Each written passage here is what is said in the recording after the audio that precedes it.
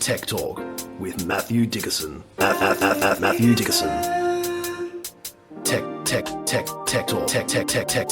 Talk. Sit back and relax. It's time to talk technology. Greetings, fans of oxymorons, hyperbole, and non sequiturs alike. Welcome to another episode of Tech Talk with Matthew Dickerson. We're the only choice in tech podcasts, and that's a well-known secret. Now, we know that you have a million things to do, of course, so it's only natural that you should have landed here with us. Thanks for prioritising. Well done, you. And well done, Matt. Back in the box seat after a globe-trotting jaunt. Welcome back to the microphone. Thank you very much. It's always nice to come back to Australia, but it is fascinating being in Japan.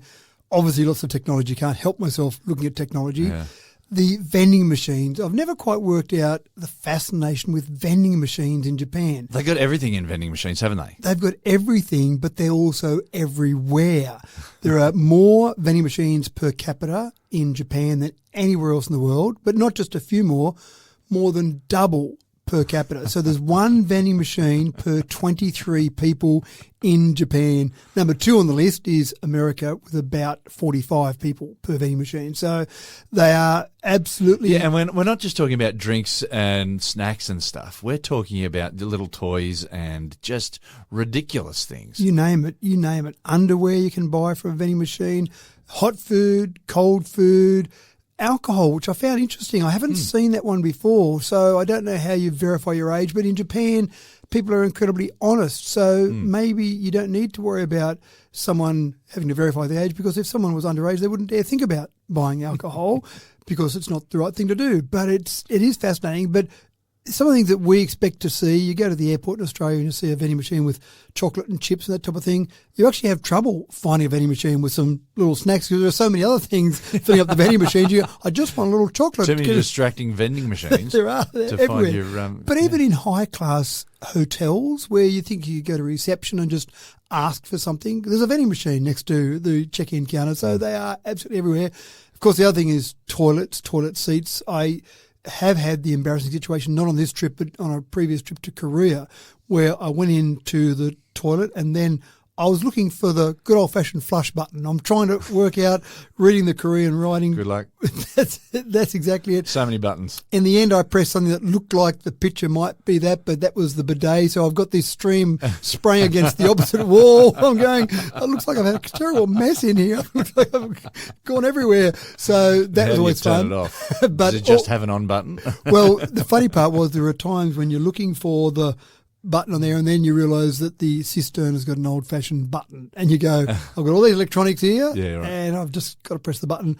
But, of course, the lifting of the toilet seats, absolutely needed in Australia, where every female complains about the male not lifting or something, some problem with the lifting of the toilet seat. But there are ones that automatically lift when you walk Automated. in. I don't know whether it detects the sex of the person walking in and lifts appropriately depending Makes on an assumption. the sex. Yeah, that's right. So that would make sense. I did see one I found intriguing, which was a remote control function, as in the remote control device for the toilet you could lift up and take out to the lounge room with you. Right. Which I didn't quite understand why I would need a remote control for the toilet while sitting in the lounge room. So you can surprise the next person to come in. That was the only thing I could think of. That was the best I could come up with. And robot waiters. Went to a few places with robot waiters, cool. which, of course, aren't exclusive to Japan, but I saw more of them in Japan than I have seen in other locations. And they seem to be just doing some helpful things, such as you load up, a waiter would load up a few plates in there and then that would take them back to the kitchen. So just some simple things like that. And again, I felt like it was a bit of technology for the sake of technology. What the heck? Of course, the one thing that does stand out to me as well in Japan, on the streets of Japan, is a lack of EVs. And I think that's rather driven by the fact that Toyota is such a big player in Japan. People love Toyota. It's obviously they're very proud of Toyota. And, of course, Toyota hasn't got much in the way of an EV solution. So on the streets compared to other countries, so even in Korea, for example, you see lots of EVs because you've got Hyundai there who have got a pretty good EV strategy. So that certainly stood out. I was actually trying to spot the EV at one stage, and we did see a couple of Teslas, but that was about it over a 2-week time frame. So quite fascinating. But anyway, always fun in Japan, always interesting, always clean. It's fascinating. We went on a couple of gondolas and zip lines, and so you're looking down at different parts from above, And even the dirt was clean. It was just everywhere was so Polished clean. dirt. Yeah, almost. So, nice. yeah, quite fascinating. Well, it's interesting talking about the robot waders, though. I think we're still probably in the infancy of robot waiting, but it's those early adopters that are going to be quick to pick up the next generation or the generations that succeed from the one that we've got right now, and where other places will just be picking up the early stages. I don't know. Yeah, you're right. And they aren't that advanced at this stage, but they're helping the whole training concept. It seemed to me that the robot waders that I saw in operation, and I didn't go and have a detailed look at them, but it just looked like they had a spot to go to, in other words, the kitchen, and they just had some sensors. So sometimes they'd be going along and they'd stop because there was a person in front of them, and then they'd keep moving on. So I assume they've got some sort of pre-programmed path, so they're not really that intelligent, and they just go from a table where the plates are loaded up and off they go. So a basic level, but you're right. Then when the next version comes out, or the next upgrade, or the next firmware upgrade, then they'll be there at the forefront, and other countries will be lagging behind, just driving their EVs. Now, in today's episode, we're checking out how robot dogs are saving our hazelnuts. Stay tuned for a surprising development in Aussie agriculture there. And if you're ever envious of how Tony Stark of Iron Man fame went about his daily business, we'll give you a glimpse into the future with some new smart glasses that are set to revolutionise the entire tech culture. And blow me down and cover me with solar panels. Developments in solar tech are going crazy right now and may just change the entire look of the built environment. But let's start today's episode with a glimpse into pet ownership of the future. The loss of a favourite pet is, for some, so unbearable that moving on is just completely unthinkable. And that is some true love right there. For those people, the opportunity to clone their pup or their tabby cat has been a reality since 2001 of all times. Well, did you know that you could even clone your pets at all these days? It's certainly not a well-known option, and it's pretty expensive. But folks, it is an option. The question is, would you clone your pet to avoid that final farewell, Matt? I started thinking about this a little bit differently about cloning pets, because we've got the Melbourne Cup that's just been run recently. First Tuesday in November, stops the nation. And I started thinking about thoroughbred racing. Now, there are very specific rules about thoroughbred racing and about qualification of those horses, and that breeding process has improved. So I went back and had a quick look. Back in 1861, the first Melbourne Cup was run. Archer, of course, most people in Australia would know Archer won the first Melbourne Cup. 3 minutes and 52 seconds was the time that Archer ran that cup in. 3 minutes and 52 seconds. So go to this year, Knight's Choice one, and it wasn't a record time, but it was still a reasonable, or close to the record, 3 minutes and 19 seconds. So over that 1861 to 2024, 14% improvement. Now, that's been through breeding and also training techniques. You can imagine they've both improved over the years. So that whole concept of breeding has helped improve the times, the running times there. And we see that with anything that involves humans. If we look at the Olympics, look at records for various events there, you see those sort of similar improvements. Maybe the breeding's not so specific in humans, but maybe it is a little bit sometimes. Then you start to think about cloning, and I started to think, well, famous Phar-Lap, it had a heart 1.5 times larger than an average thoroughbred's heart. So that's probably got to be a bit of an advantage. Let's clone Phar-Lap. Or Makybe Diva, never has any other horse won 3 Melbourne Cups in a row. So, in fact, we should have an omen bet. The first year, 2003, when Makybe Diva won the Cup, our youngest daughter was born on that day. If ever there was an omen bet, having a horse named Diva when your daughter was born that same day, we didn't. And we didn't do it the next 2 years when Makybe Diva won it as well.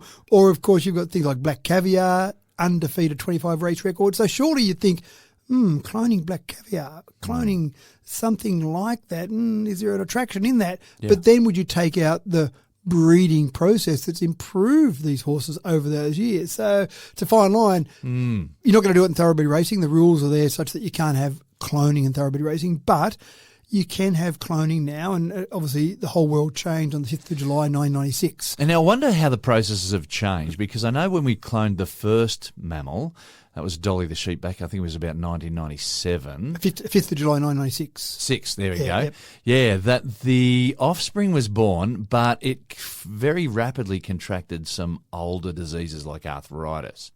I wonder if that's still an issue. I don't know that it is an issue, but what is an issue is when people are cloning their pets, cats, dogs, horses, they're finding that they're not the same, which makes sense.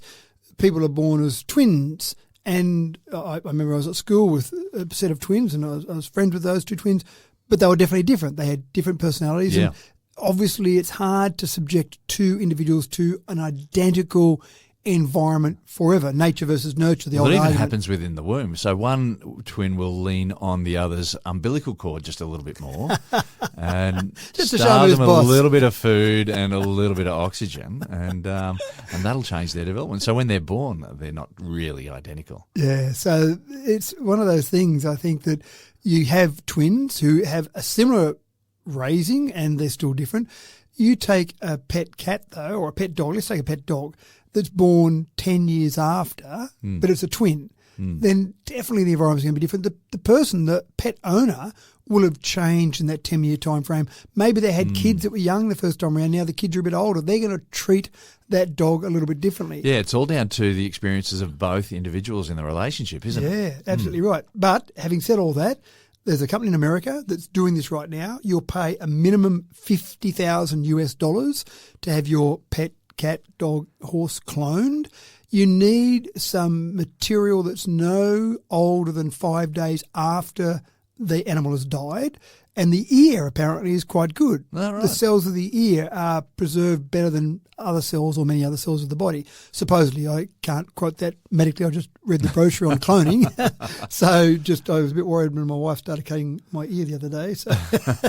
But they do that. They send that little bit of ear in, and they'll produce an animal, as I said, $50,000, that'll be a twin, but then it's up to the person to see how they interact with it. It's not going to come with all the memories. Oh, remember how you used to do this when you ran after this particular ball that I threw after you? You're No. really starting from scratch with all the training and all the personality features and all that sort of stuff. And if your first pet died of a particular disease, or your first pet had some problem, maybe arthritis, as you said before, then it's a pretty good chance that this one's going to have pretty much the same problem the last one had pretty much at the same time. Again, different environment, things might be a little bit different, but it's obviously important enough for many people that this is a viable business, and they're shipping these animals around the world.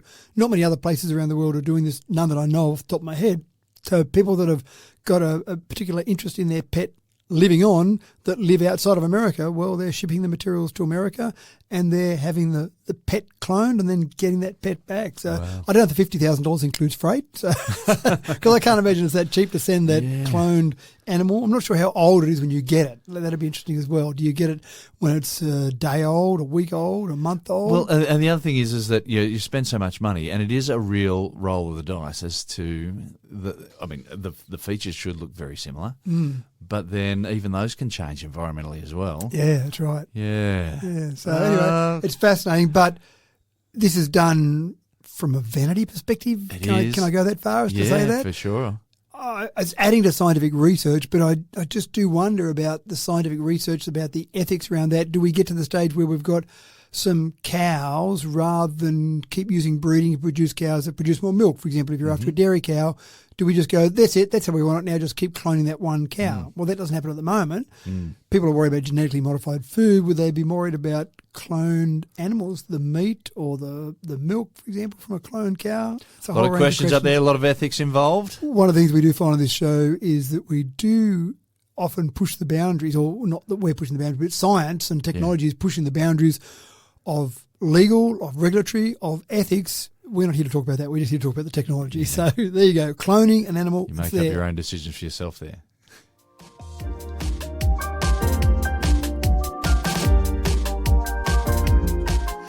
They say that a man who represents himself in court has a fool for a client.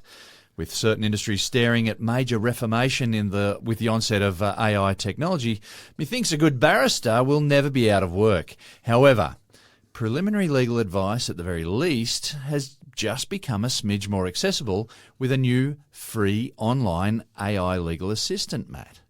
It's quite interesting. We know that story we did previously about some lawyers that got in a bit of trouble where they used ChatGPT to put together some notes, and it just made up a case and said, in this particular case, Eddie versus Dickerson, this is what happened, but it was a made-up case by ChatGPT. Was it made up, or did it pick it out of a story that had been published online? It might have done like that, some fiction. Yeah, that's right. So it was a fictional case, but whether ChatGPT made it up fictional or pulled regardless of where it got it from. Yeah.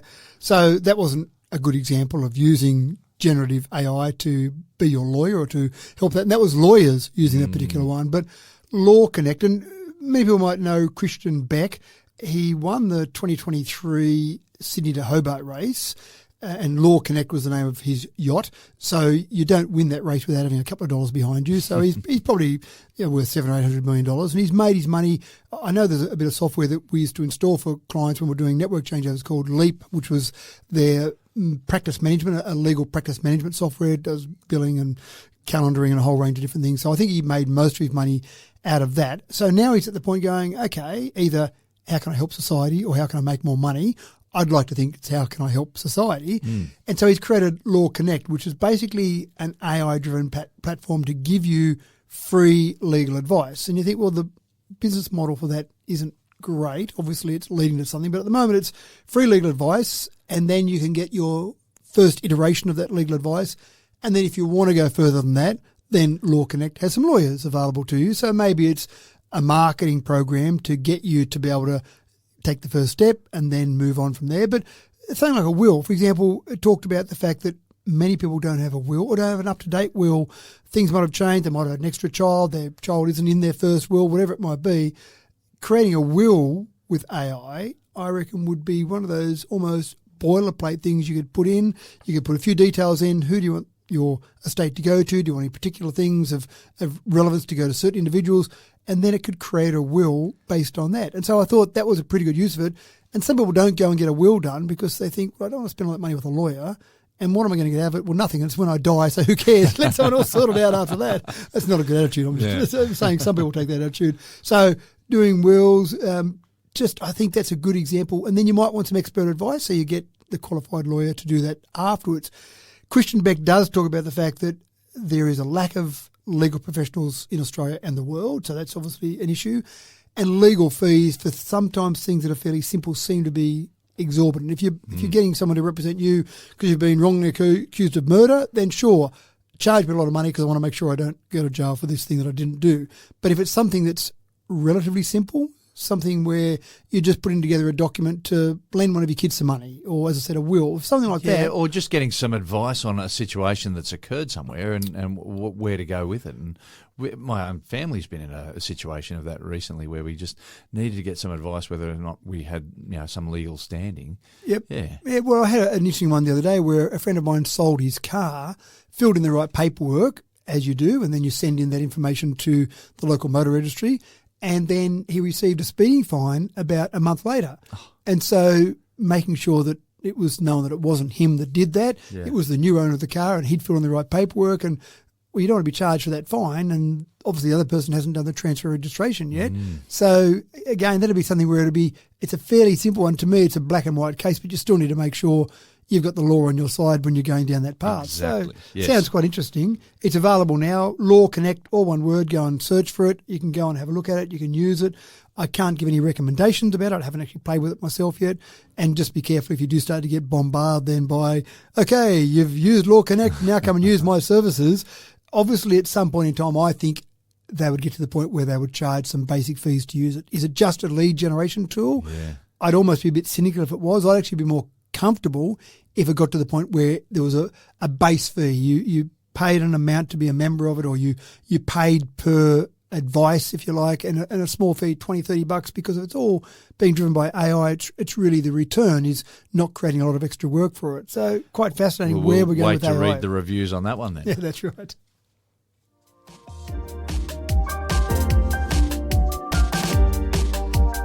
Agriculture can be a tough game, a cruel game even at the best of times. When Mother Nature smiles upon you, the markets may make a nasty turn. When the market is good, though, Mother Nature will throw a curveball that you never saw coming. Anything to level the playing field is a gift. And perhaps that's why farmers are the most often the first to take up the tech. No surprises then that Aussie hazelnut farmers have turned to robotics to minimise the amount of attrition that they suffer from birds, Matt.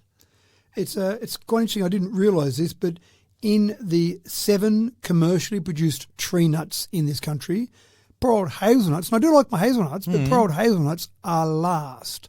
Oh. So we import 6 times more hazelnuts than we produce. And you would have thought in Australia you could produce enough hazelnuts surely for our meagre population, but we can't.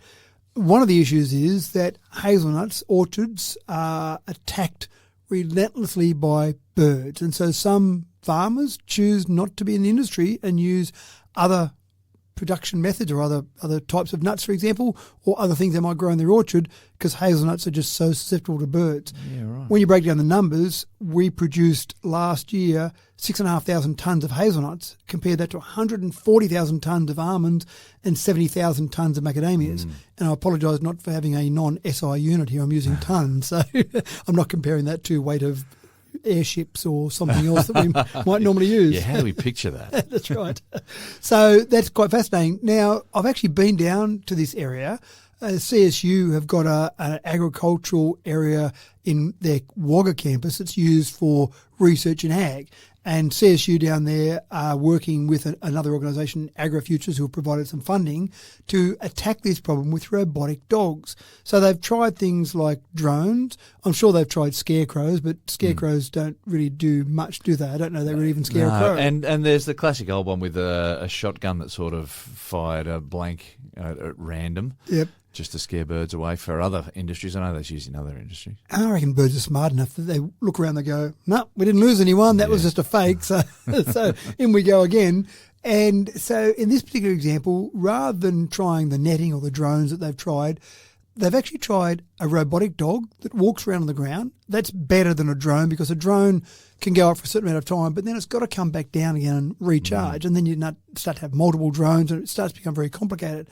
One robotic dog can walk around for a long period of time. It can have enough battery life to walk around. So it walks around, and then when birds start to come in, it's clever enough to see the birds coming in and start to jump up and bark. Now, the birds could probably work out it's not going to jump high enough to get them, but just the threat of that dog there is enough that these birds apparently are saying, I'm going to go somewhere else. I'm going to go and attack another crop somewhere, another orchard somewhere that doesn't have a robotic dog walking around. So early tests at this stage, proving very positive. It seems like it is getting good results.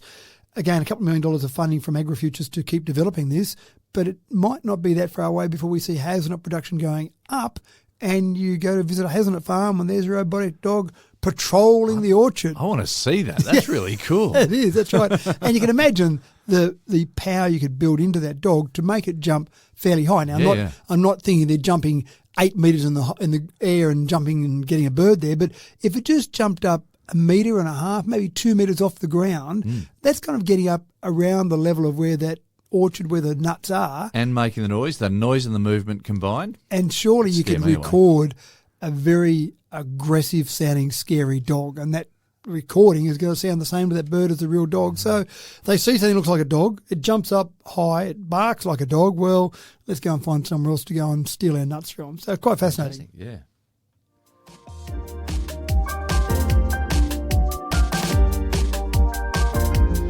The Happy Feet films popularised the conservation movement at our global poles and brought to light Antarctic ecology for movie lovers the world over.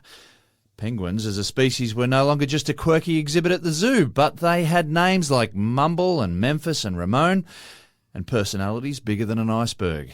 But it's been 13 years since Happy Feet 2 came out, and things have gotten a bit quiet for penguins. For ecologists studying penguins, it's very difficult to given the isolated and prohibited environments that they come from. And this is where a bit of AI ingenuity comes to the fore, Matt. We're seeing a bit more with citizen science, aren't we? If you remember when the solar eclipse went across America, maybe 6 months or so ago, there was a lot of citizen science around that, and there were organisations that they're encouraging people to take photos and upload them so they can actually track information about that particular eclipse. So citizen science, the advantage of that is that you've just got numbers. You've got lots of people there. And if you're a researcher, if you're a university, for example, and you wanted to send a team out to research something, it's expensive to employ those people to go out there and spend all the time they need to gather the information. And a lot of it's just sitting around staring and waiting for stuff to happen. I remember seeing early David Attenborough films, and I'm thinking there must be a team of videographers. It's not just David, obviously, he just happens to come across a lion in the wild. There must be a team or teams, plural, of videographers out there just waiting. Yeah. And they would be lying there in the bush or on the cold, ice shelf there, just waiting for something to happen for weeks and weeks. That's right. And then they bring it back to David and he goes, great, I'll use that 8 seconds. Yeah, that 8 seconds is well really done. So in this particular case, there are people who visit Antarctica. Now, there's a whole range of arguments about whether or not tourism to Antarctica should be allowed. Is it damaging the environment? Is it good that people can see that? I won't get into that argument, but there are people who visit now as we speak. Is the big ice wall going to be exposed and we'll realise that the Earth is flat? that's maybe another reason why they don't let tourists. Maybe that's a much better reason than all the other reasons. But at the moment, people are visiting. They haven't discovered the big drop-off at this stage, so they're still looking there. But, of course, they take photos. Folks, for anyone who's discerning out there, I apologise for that last comment. But obviously, if you saw some penguins there, you'd be taking photos. Fantastic. So they've now trained an AI tool to look at scientific photos, but also tourist photos to get an idea of the size of the colonies, where they are, because obviously they move around. And they're actually one of those areas that the whole penguin ecology responds very quickly in good and bad ways to climate changes. So scientists are saying that by looking at what the penguins are doing, we're actually probably getting early indications of how much of an impact you're seeing at Antarctica from a climate perspective. Before a whole shelf falls off, a whole ice shelf falls off, you see the penguins starting to move away from that area because conditions are changing. So quite interesting. So anyone that does visit Antarctica, I'd encourage you to go and look at Stony Brook University, upload your photos there, let them be analysed. They're just wanting to get as much information as possible. And just imagine all those people that are visiting all those photos. In the past, it would have been a pretty clumsy process to go through because you'd have to get the films developed and scan them and all the rest of it. But now they're all there, people are uploading them to social media, they're doing a whole range of things. Stitch it together as well. That's right. And historical photos as well. So if you went and visited Antarctica 5 years ago or 10 years ago, they're after those photos as well because they can add to that picture and how much it's changed over years. So quite a good concept. I do love citizen science. I love the fact that we've all got this wonderful little computer in our pocket now that can take pretty good quality photos and can be used in a whole range of different ways. So almost encourages me to go and visit Antarctica. Amazing there.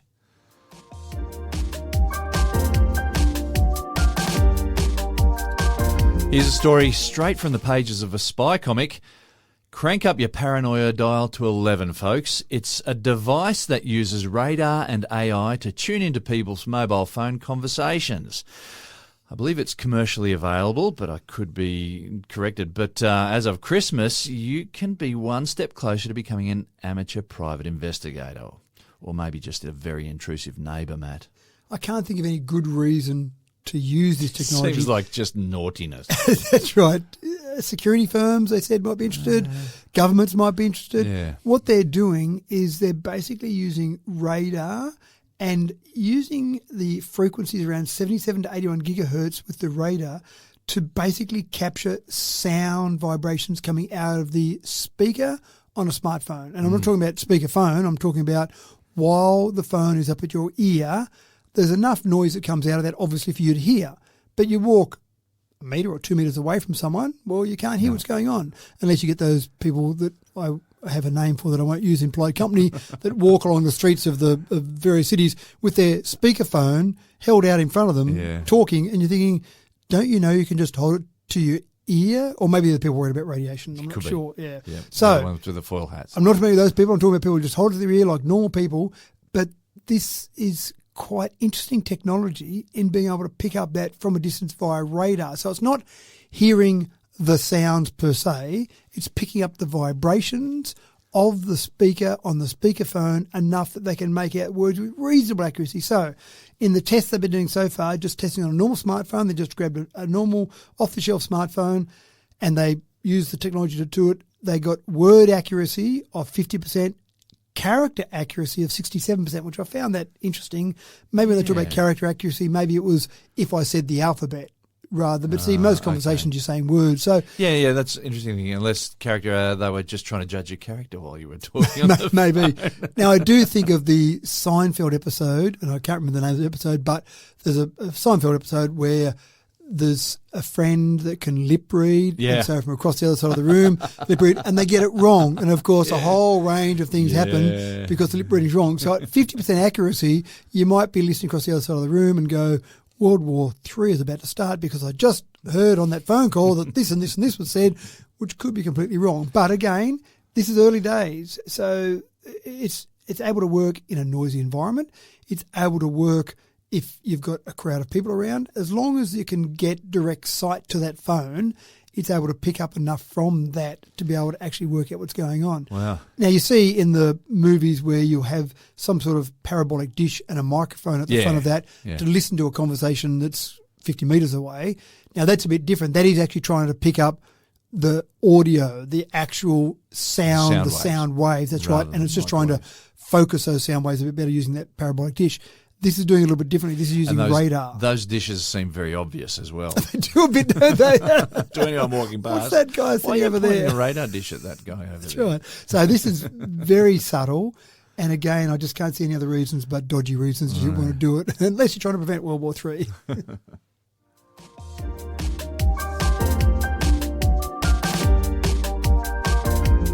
For a while there, Wikipedia was able to legitimately claim a high degree of reliability. At one stage, it was estimated that 97% of the information logged on the Wiki site was accurate and things were looking pretty good. I reckon 97% is pretty good.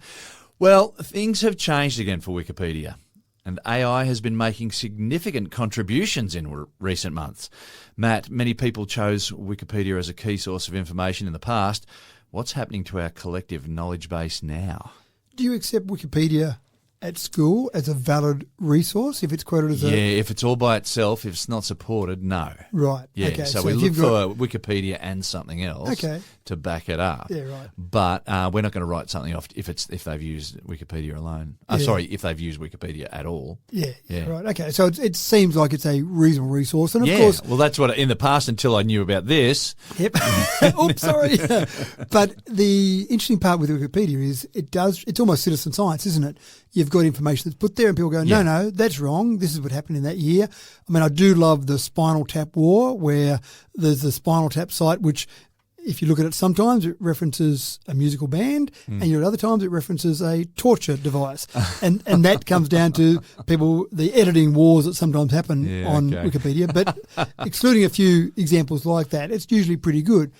People are now using AI to generate some content, and they did some tests recently. They looked at all pages published in August 2024, and they used some AI detection tools. There's two that are typically used, either binoculars or GPT-0 are two that are typically used to detect AI creation. And when they used those tools, they found that 4.36% of all English-generated pages in August 2024, and we're talking about 13,000 pages here, 4.36% were generated by AI, according to those tools. So it's probably 4.36% plus or minus a bit, but it means that there are people out there using that. Now, when they analysed it further, they found that the pages that were talking about, Wikipedia pages that were talking about businesses, small businesses, or promotional content for someone, in other words, someone who's put a site up about themselves, they were often generated by AI. Political pages, information on politics, were often generated by AI as well.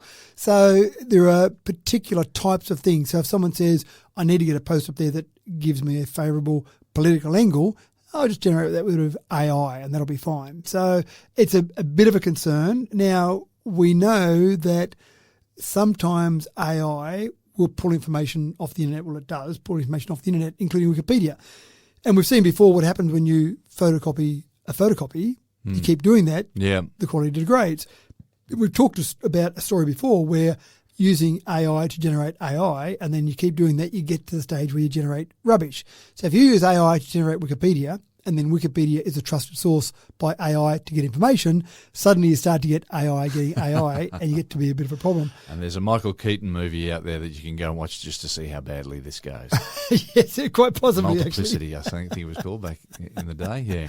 So what do we do about it? Well, I suppose this comes down to the Wikipedia editors out there, the ones that are legitimately editing these pages, and if they can start to pick up AI-generated content or things, again, as I said before, things that are politically motivated, small businesses, promotion, that type of thing, and really have a good look at these. Are these pages there for information that's of use to the public, or is someone trying to push a particular angle or push a particular agenda and using Wikipedia as part of that? And that's, I think Wikipedia's been good at avoiding that so far.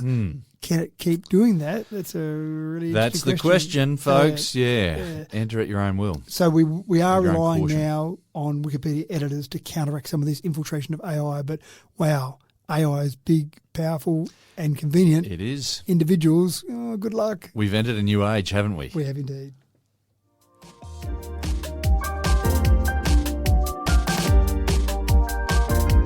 Are you worried about your kids having too much screen time?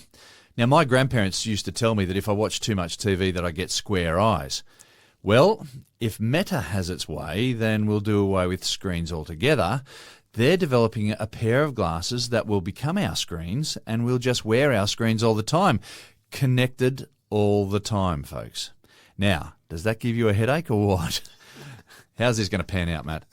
Well, AR is a big thing. There's no doubt about it. Augmented reality, Yeah. taking the real world and incorporating that with the virtual world.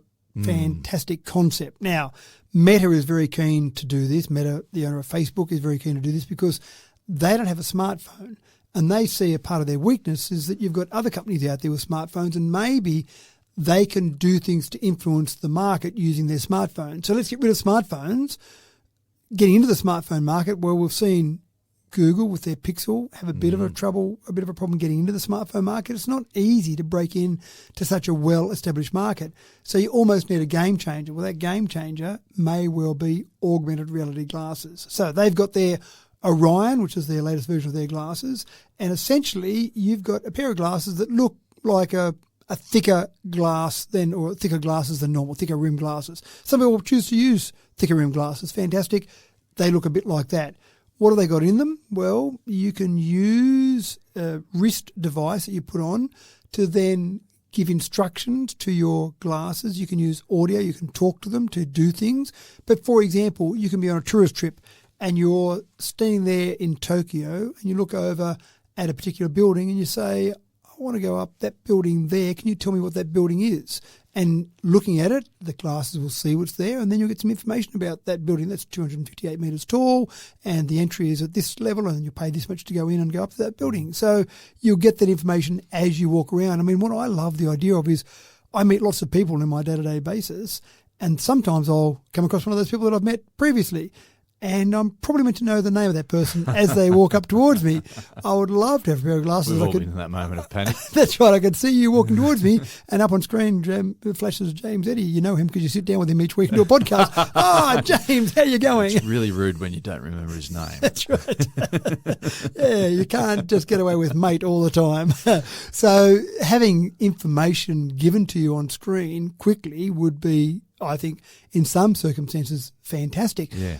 But at the same time, it's probably a bit weird when you've just got so much information being presented to you all the time. At least you've got your phone in your pocket and you can pull that out, and it's a conscious decision to go and do that. Yep. But having that fed to you all the time, interesting. I just think from a teacher's point of view, yeah, you'll have some kids using it for good, but then you'll have some kids using it for bad. Yeah, that's right. Yep.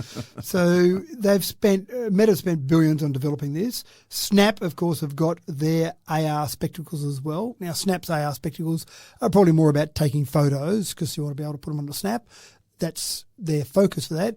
Meta, is their focus to put it on Facebook? I don't know. I think their focus is to try and do away with smartphones and have this as the way of the future.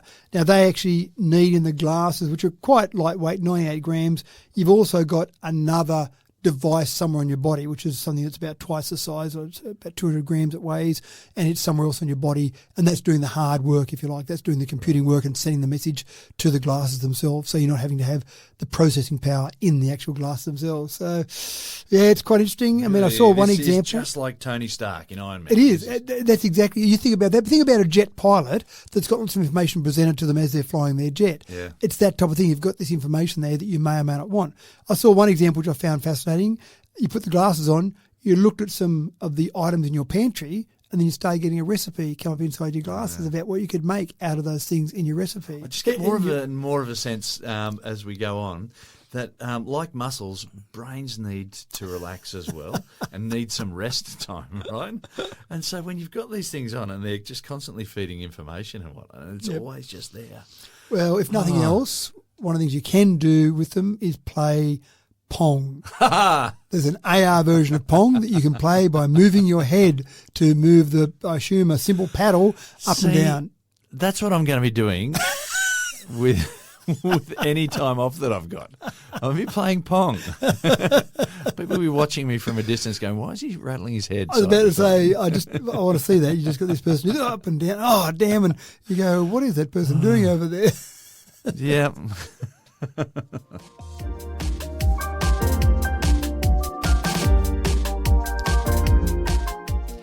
And in the spirit of improving technology by stealing ideas from nature, drone and robotic technology may get a boost by copying their motor vision from cat's eyes.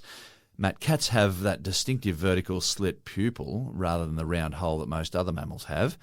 What's the advantage here for robotics? We do steal a few ideas from nature, don't we? A lot. It's almost like nature's had a fair bit of time to develop things and get things right. Yeah, that's right. And so we just take the idea at the end. So I've never actually thought too much about cat's eyes, but they've got two features that make a cat's eye better than a round pupil, as you said, that most mammals have. The first thing is that slit, that vertical slit. Now, that slit can close and open very quickly to reduce the amount of light. So the cat can go out in bright sunshine, it can reduce the amount of light there. And we always have this idea that cats can see well at night time, and they can see well at night time. So they can open up that slit, which lets more light in. That's fine. We can also open our eyelids. But they've also got a reflective layer that actually captures more light. In other words, whatever light's there, it comes into the eye, but also this reflective layer bounces that light in further, so they actually increase the amount of light they're getting into their eye by nature of that reflection. So why can't the cat work out that it's my head that it's walking on in the middle of the night when I'm trying to sleep? It knows it's your head. It knows it's your head, and it's saying, I'm going to stand on this guy's forehead. That's right. I can do that because I am the boss, because everyone knows, anyone who's got a cat knows that the cat is the boss. Take those same concepts and put them into the world of drones or autonomous vehicles or just technology, a lens that you've got that can have a slit, something on aperture that can close and open very quickly, and that makes sense. And we think about a smartphone. Smartphones are actually pretty good on the camera's outdoor light, the amount of light outdoors, but then when you go indoors, they're not so good. A traditional camera still seems to be better indoors. So by building in both a slit, an aperture changer, if you like, and also a lens that has some sort of ability to reflect light to make it work better in low light environments. So they've actually stolen both those ideas from a cat, and they've started incorporating those in a lens. And already they've been doing a bit of testing around robotics, around drones, to see how well they can see at night and at day. Autonomous cars, I think, will be a huge usage for this, because anytime you look at a rear view camera on a car, or even just looking at the view you get in a car that's got cameras built into it for autonomous driving, and at night time, it's sometimes a bit grainy. And you look outside yourself and you go, I can see outside okay with the amount of light available. I look in the image that's in my car and I go, that's pretty, how you going? Actually, in Japan, one thing I noticed, which I haven't seen in Australia, a lot of the rear view mirrors, so I'm talking about the ones in the middle of the car, in between the passenger and the driver, a lot of those were fed from a camera rather than a traditional mirror. Now, I was in a lot of taxis in the time I was there, so maybe, because there's always people sitting in the back of the taxi, maybe they've gone to a lot of those. But at night time, they were pretty hard to see. On the small amount of screen space you've got on a rear view mirror, and the nighttime vision, I looked at that and went, I still think I'd prefer a mirror that I can see past the people's heads in the back seat and actually see out the back. Yeah. But that was obviously something where if you had a better camera, but in the middle of the day, you don't want it blasted with light so much that you can't see anything. So a combination of those two, I can see lots of usage, but autonomous vehicles in particular, I think there'll be a big usage for that sort of lens.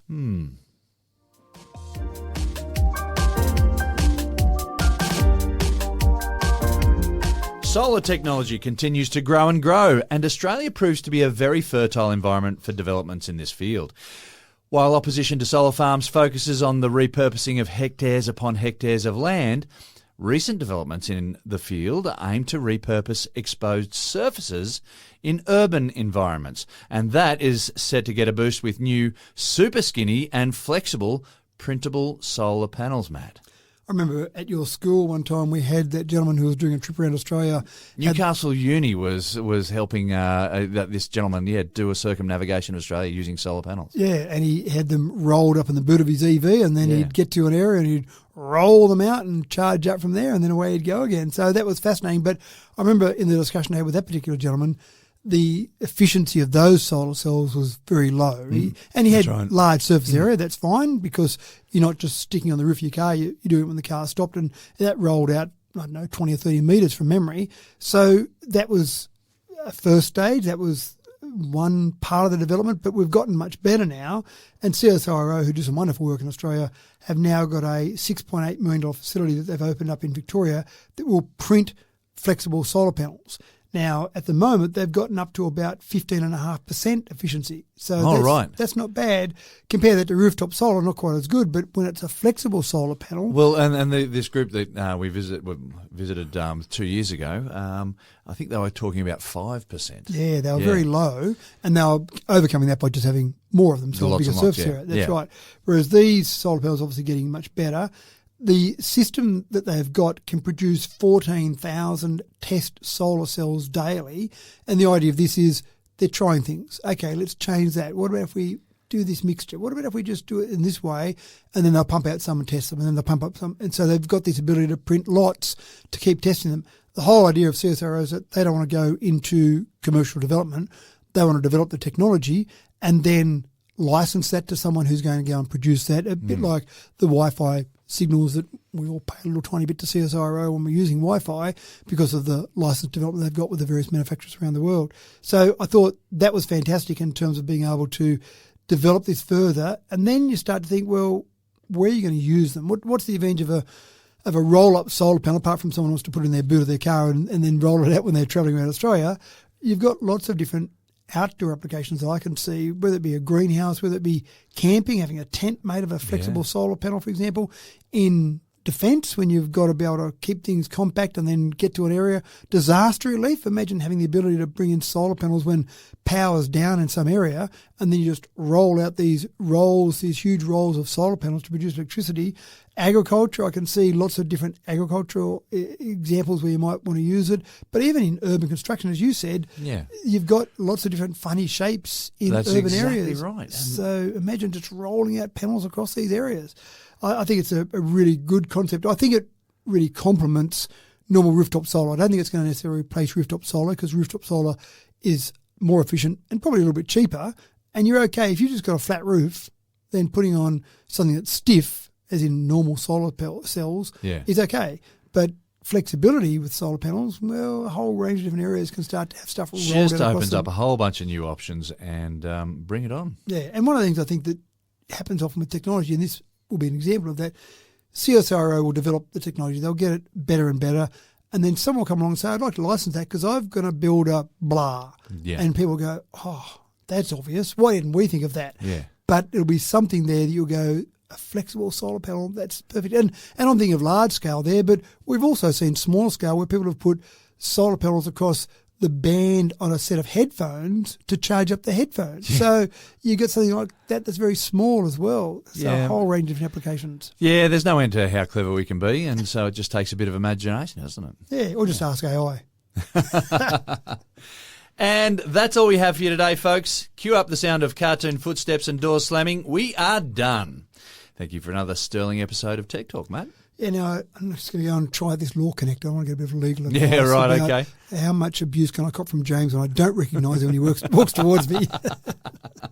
Well, for me, I'm giving 2 stars to cloning pets, 1 star for spying on phone calls and having a screener on my glasses. But I'm giving 5 stars to watching penguins, robotic bird dogs, and coating all upper surfaces with solar panels, starting with my bald spot. Thank you for tuning in to Tech Talk with Matthew Dickerson once again, folks. Guaranteed when he's not out and about traipsing the globe and smiling for photos, you know he's locked away in a small room under the stairs, piecing together the best stories for the very latest in technology and science to make each episode better than the last.